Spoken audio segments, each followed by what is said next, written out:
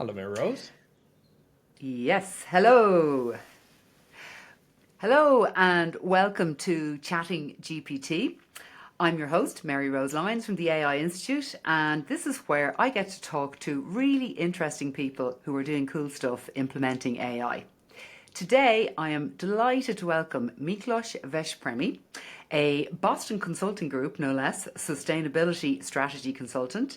He's also a member of the World Economic Forum. He's a lecturer, an ex-concert pianist. He's got an MBA and a PhD from Yale. If you're feeling a little undereducated, I am. Miklós, you're very welcome to the show. Thank you very much, Maryrose. It's lovely to be here. Oh, it's great to have you. Now, I'm really excited because I know you've already pivoted once in your career. You switched from being a concert pianist traveling the world to moving into sustainability, which is equally important. And I think we've got you now as you're just about to pivot once more. So I'm really excited to literally suck your brain dry of all the cool things you know about sustainability that would be interesting to the listeners of this podcast. Very, very happily. Great. So can we start off? Would you mind just giving me a kind of a top line of what are the kind of top 3 or 4 or 5 trends that are coming up again and again with your Boston Consulting Group clients who want to speak to you about sustainability? Yeah, I mean, so right now, sustainability is probably on a bit of a difficult footing, given that there's a bit of a global backlash against sustainability. The challenge is that if you look at just the energy transition part of sustainability, the cost of running sustainable energy, renewable energy, tends to be much more concentrated at the beginning because the cost of generating new energy is basically free once you have the solar panels up. Same thing for nuclear for that matter. And this is different from, say, a coal plant, which does not necessarily cost so much compared to the cost of replenishing it for the next 30 years with fresh coal. And that just means that you need initial investments. And when you have governments that are not necessarily so keen on that anymore, for whatever political or geostrategic reasons, it becomes very difficult for sustainability, at least as far as energy transition is concerned. To continue going. And we've seen that in huge drops in valuations of many sustainability companies, which is Yes, really too bad.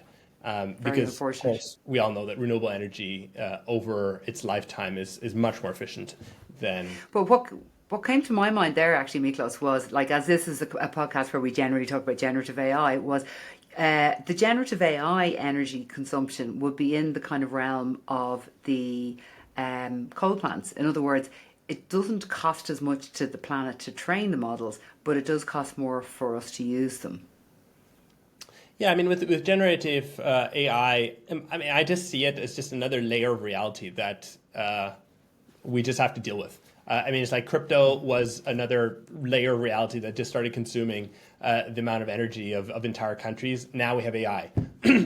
So this is a matter of energy efficiency, yes, by optimizing the models, but then also by feeding them renewable energy.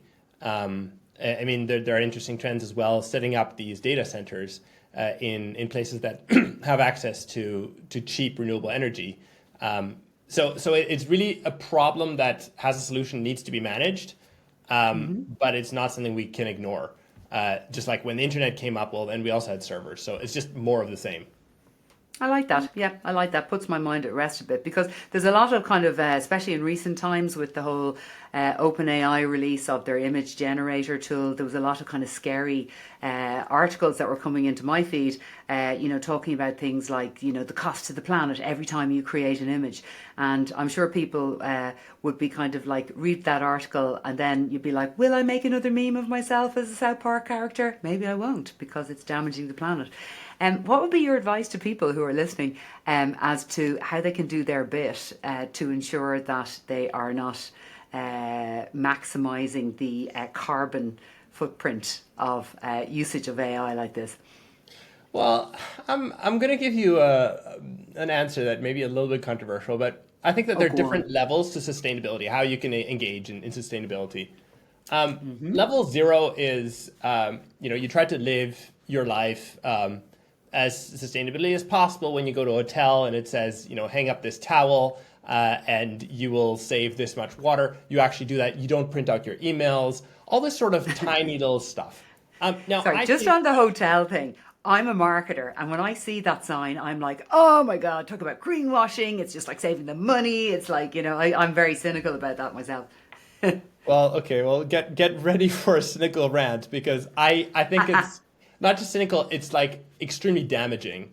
And it's extremely damaging for the same reason that the Crusades and like Catholic Church in the Middle Ages, or some parts of it would have been damaging in that if you know that you can pay off your sins or do something to pay off your sins, then you can go on a crusade and like do terrible stuff and kill people. So I wonder whether giving people this little bit, this little task that they can feel sustainable. You hang up your towel, then they think, okay, well, I did this little sin here, or I did this little good thing here, so I can commit another little sin here. But basically, any sin that you will possibly do is going to be much, much worse than hanging up that towel. I mean, it just doesn't balance itself. So, like, if you have a single piece of steak, that's going to be like the water consumption and energy consumption of probably hanging up 10,000 towels, which is just completely irrelevant. I don't know the exact numbers, but that's the order of magnitude. Like thousands, hundreds of thousands of times worse, no matter what you do. So I think that if you are like on this level 1 sustainability, in which you are trying to just optimize these tiny little things, whenever some corporation gives you the opportunity, you feel like you're doing Bring something. your keep coat to get your coffee. I mean, it is what they're doing is feeding ideology. So they're when you go to a hotel, you want to have a nice stay. You want to feel comfortable. And by the hotel giving you the opportunity to feel a little bit more comfortable about your environmental impact, I say feel, that's all. They are giving you comfort. That is what the hotel is there for. They're giving you psychological comfort, but it is complete nonsense if you actually start running the numbers in any way you choose. Okay, so that's level 1. Then level 2, I think, is actually making important sacrifices in your life, or rather adjustments in your life. So you say, well, living in Dubai, where I am right now, may not be the most sustainable place. So how about, I live in a country that has a much better energy supply system. Maybe Switzerland Like has where? more water power at this point. Switzerland, You can look at the average emissions per capita. Switzerland has other problems, and Dubai is definitely getting there very quickly with a lot of renewable energy and nuclear.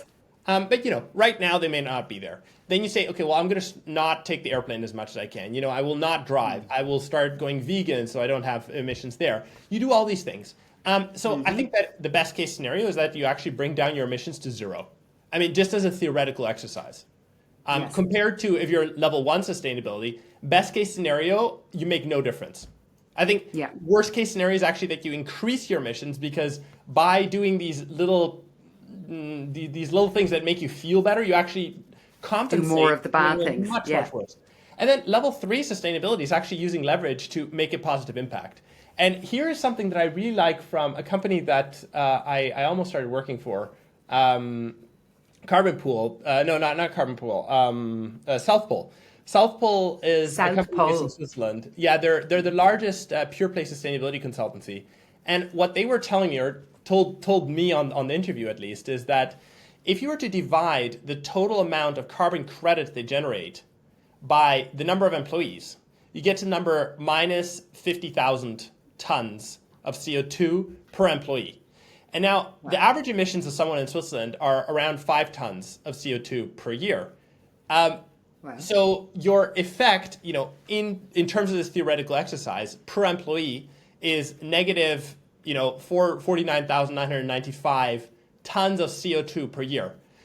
And the point that I just want to make is that if you are devoting your life to sustainability, to impacting the major companies and the major levers of this world to become more sustainable, there is nothing that you can do more than that. And then all your personal footprint almost becomes irrelevant. Right. It has to be in the hands of enterprise to actually solve this problem. So That's, I think, is always one of the things I feel when I think of the whole kind of sustainability problem that we are facing as a planet, is that it just seems so vast, and it's like, why should I bring a keep cup, because it's not really going to make a difference. So what you're saying then kind of feeds into that, which is that enterprises and leaders need to be making the decisions that are actually going to move the dial, right? Not necessarily. I'm just saying go for the highest leverage you can. And in my case, it has been enterprises.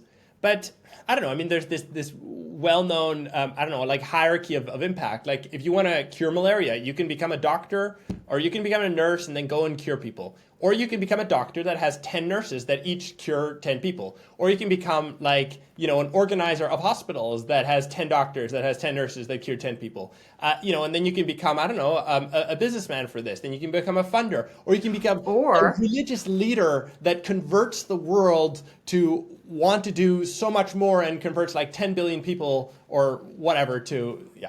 I mean, you can Or be tragic. you could become an AI researcher who, did you hear during in the last week, there was a new discovery found of how you can treat malaria by, I think it's something to do with like messing around with enzymes, but it was an AI driven solution to the malaria problem. So you could Yeah, become one of those researchers. absolutely. That's what we're here to talk about. Yes, exactly, exactly. So you got level 1, level 2, level 3. Okay, so talk to me then. What else can we do? And sort of wrapping this into the kind of, as users of generative AI, bringing it back to that, because obviously it's a huge, huge problem. And we're not here talking about cars. We're talking about specifically generative AI usage. Yeah, so there are a lot of areas in which AI can be employed. I mean, AI is just like another fundamental tool that the entire economy, the entire world will be using, just like the internet was one, crypto may be another, like all technology. It's just another technology layer. So there are three areas that I'm really excited about, which is Go on, tell us. remote sensing and regenerative agriculture. Oh yeah. So this is this trend of taking satellite imagery and starting to measure and optimize through AI how much regenerative agriculture and carbon sequestration is occurring in a given piece of land. So let me explain. Right now, with regenerative agriculture, what it's doing is sequestering CO2 into the ground, increasing the soil organic carbon. But to measure that is kind of difficult. The current method, or I mean the traditional method, has been you just shovel a bunch of dirt from that ground that has been cultivated under regenerative agriculture, and then you burn it. Like you literally Ah, burn it and see how much hotter the fire becomes, and thus make a deduction on how much CO2 or ah. carbon was in that bit of dirt. And then, you can try to figure out, well, I took this much dirt, well, how much must be in the whole field? And then you do that on a regular basis. That sounds like a kind of a junior cert science experiment. I didn't think it was that basic. No, I mean they do this, and like for a lot of carbon measurement, the same thing is done. I mean, a lot Right. of to measure how much CO2 is in a forest, the traditional conventional way is to literally go out with a measuring band and look at how thick the tree is. And then try Wow. to deduce, well, how much carbon is in there, how much carbon must be in the ground underneath, in the leaves above, how many trees are there, like as a concentration per square meter and whatever. And then you figure out how much CO2 is in that forest. And then you can also measure over time. So it's really, really tough. So now where remote sensing comes in and is really, really exciting is to say, if you can, through AI, start predicting where you need to do those tests and thus optimize how many tests you need to make, and Yes. then start recognizing patterns on what a bunch of ground that has a certain amount of soil organic carbon in it looks like, and then correlating that with other pieces of ground, all Yeah. through AI and just doing massive data analysis, you can start optimizing this whole process. And if you can measure it, if you can bring down the cost to measure how much soil organic carbon is in it, then you can start building policies on it. Because then you can start rewarding it. You can tell farmers, okay, well, if you increase your Yeah. soil organic carbon by X amount, you get X payout. And as long as you don't have a system that is cheaper to measure than to do the job itself, so to speak, you can start scaling this massively. So it's It's really this exciting, remote yeah. sensing combined with some exciting AI tools that I see a lot of potential. So that's That the is very first area. exciting. That kind of reminds me of like it's almost like kind of going from the Middle Ages approach to medicine to suddenly having X-rays and being able to look inside our bodies for No, no, soil. very, very, very much. And that's Very exactly the cool. right way That's to exciting. understand this. Yeah. Brilliant. Okay, that's number one on your hit list of exciting things. What's next, Miklos? So the next one I think is energy optimization in general and Okay. smart grid management. So this is just one of these many ways in which optimization is just like the lay of the land for AI and using it for a very good purpose. Which is just starting to understand when should power plants be turned on, when should they be turned off? How can we optimize grids so that exactly the right amount of energy is flowing to the right parts? But then if you don't want to go on the like energy grid and like energy production level, but just in individual companies, you can start saying, okay, well, through AI, we can start measuring how long something is on. Even, there is a room that, is controlled with some smart grid and just doesn't need to be heated anymore because it's not being used. Or just turn Yeah. off the lights automatically. Or, if you have some sort of production, you don't want to have the machines running all the time that are not actually involved in some process for the value chain. And then you just start turning all this stuff off that takes energy. Now that's exciting, but what my cynical brain is kicking in with is saying to myself, "That's great. Can we do that?" It's sort of like having a kind of a nest system for your country as opposed to your home. But then remember a couple of weeks ago we had that awful fire in Heathrow.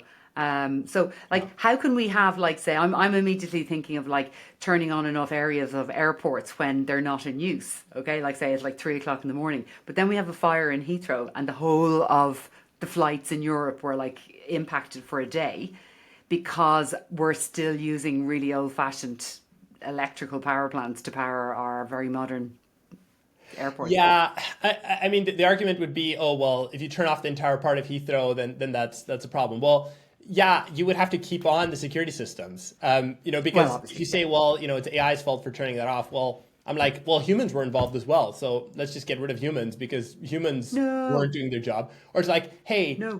air was involved, like there was air between the controllers and Heathrow. So let's get rid of air. I mean, it's a little bit of a slippery slope argument. AI has to be employed the right way and set up in the right way. Yes, okay, I So, agree. I'll stop being cynical. Give me your third point, and I promise I won't be cynical. I'm going to be like gushingly enthusiastic to receive this. oh no, no. I mean, it's just about making the point around it. Um, so the third aspect is kind of related to the first, which is again measuring, and this is CO2 accounting and life cycle analysis. So it has been very difficult to hold companies and any organization accountable for how much CO2 they produce because it has been incredibly difficult to measure how much CO2 they actually are producing. So take, I don't know, you are some telephone company and you want to know how much CO2 is in a wire. How on earth are you going to measure that? You need to know, well, how much CO2 is in the wrapper, like the plastic wrapper? How much CO2 is in like the silicone casing? How much CO2 is in that little copper thing in the middle? It becomes impossible if you start benchmarking all of this stuff. That's a level of detail my brain just wouldn't actually go near. I'm sort of more at the stay at the top bit. Are there people measuring how much CO2 is in wire and copper and piping just in really? Well, I mean, if you want to put a number to it, like you have to go down to the very bottom of To the absolutely nth everything. degree. Wow, wow, wow. So now with our remote sensing, like does some of that stuff kind of kick in on that? No, so remote sensing, I'm just saying like remote sensing has been employed or is being employed now to be able to measure CO2 in the ground, how much has been sequestered. And here I'm saying you can also use AI to start optimizing how you measure CO2 in processes and in companies and in built stuff, like Yes. the economy in general. And that's how the two are related. And what I've seen AI being employed for is just saying, well, AI can start ingesting huge amounts of data and start processing it in intelligent ways. And if you can start doing this with CO2 measurement, you can just accelerate the speed at which you get to tangible results, to numbers out of for this question of how much CO2 is in it. And I've seen a number of companies just automating this entire process, installing a bunch of sensors around the company processes, and then just building a dashboard that spits out how much CO2 is being produced by the company in real time, which is just something that, compared to how it used to be done, is just science fiction, because there's just all this automation enabled by AI. This is something coming up, and I'm really excited where this is going to go in the future. Thank you. That is actually really exciting, and you explain it so clearly. It's really exciting. It's like there's so many different areas where, you know, it's almost like we're stepping from the Middle Ages into the future thanks to AI, like in healthcare, as you describe, in sustainability. So it's a wonderful world that we live in right now. So thank you very much, Miklós, for sharing those three really interesting areas where AI is helping in the world of sustainability. Just before we go, would you just speak to what your thoughts are in terms of, say, the different, just going back to the kind of generative AI models, which I know you use every day, which would be your kind of go-to model yourself as a user in terms of like wanting to be at least at a kind of a level 1, as you described? What would you be using yourself? In terms of just chatbots, just in terms of like generative AI chatbots, the kind of the known models. I mean, right now, if I just look at what's open on my tabs, I definitely use Gemini and Perplexity. Like Perplexity is great for like quick internet research. Gemini is good for more research reports. Then I'm mostly using Claude, I must say. Claude is my go-to for most tasks, just because I like the way that it writes. But then ChatGPT 4.0 is just a superior model. See, I find ChatGPT 4.5 like kind of gives Claude a run for its money in terms of like tone of voice. But every time I go to use it, I kind of go, ooh, this is using a lot of power. And I kind of stop myself using it because I'm sort of like a level 0 person. Yeah. Anyway, this is by the by. You have much bigger sustainability issues on your mind, and I'm really glad that you've come on the show today. I really am grateful for you to take the time out to come on to Chatting GPT and to talk to us about how AI is helping in the world of sustainability. If people would like to follow you and keep in contact with you, where should they go, Miklós? Oh, just check out my LinkedIn. I post quite a bit there. Yeah, and you can definitely contact me there. I also have a website, miklósveszprémi.com. You can also find me there, and I'll get in touch. Great. I'll put them in the show notes. By the way, there's a recent thing on your LinkedIn recently, is it'll stop you ever wanting to have a live Christmas tree in your house. You know, that image is shared of like a Christmas tree and its roots. It's never have a real Christmas tree again. On that note, as we're stepping into summer, I would just like to actually ask everybody to do us one quick favour. We've had a surge of listeners lately, which we're very, very excited about. If you are one of them and you haven't actually subscribed to this podcast yet, can I ask that you hit the subscribe button on whatever podcast platform you listen on. That way, whenever we release a new podcast like this, you'll see it appear in your list and you won't miss out on it. Also, one other request, if you have any ideas of who you'd like to hear on the show, when you go onto our website, link is in the description, you can scroll down to the end and you can literally type in who you think would be a great addition to have on this show. So Miklós, you've been fantastic. Thank you so much for taking the time out to join me today. This has been Chatting GPT. I'm Maryrose Lyons. Thanks for listening. Thank you.